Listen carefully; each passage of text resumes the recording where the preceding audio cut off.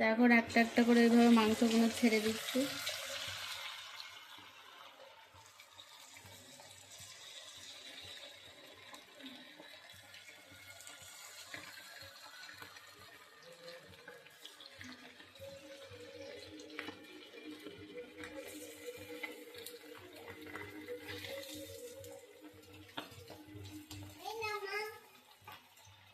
মা কি নিয়ে এসে জল নিয়ে এসে জল হাত ধোয়ার জন্য জল নিয়ে এসছে।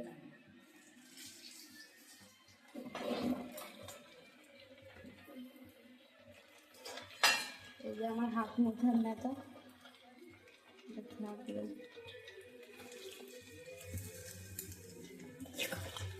এরকম করে করে ভেজে নেবো এবারে।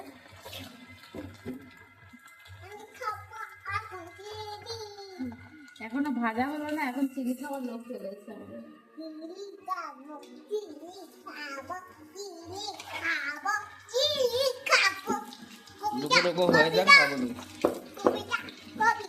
এর উপরে দুটো করে কারি পাতা দিয়ে দেবো, তাহলে একবারে ভেজে উঠে যাবে না? হ্যাঁ, কিছু কি বলো?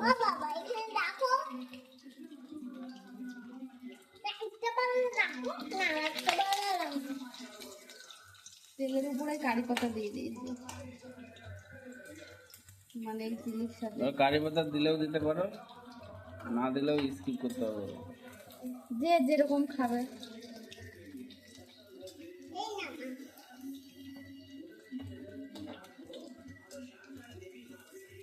দাও মুখে নিচ্ছি।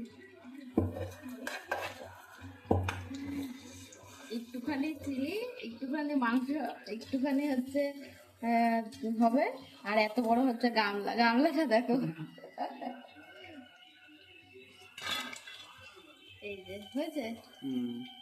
কালার কি সুন্দর হয়েছে, দেখো সুন্দর কালার হয়েছে। এই হচ্ছে সেই চিলি চিকেন। চিলি কি চিকেনই হয়?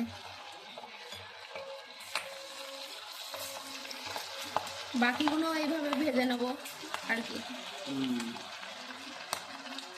বাকিগুলো ভেজে নেবে।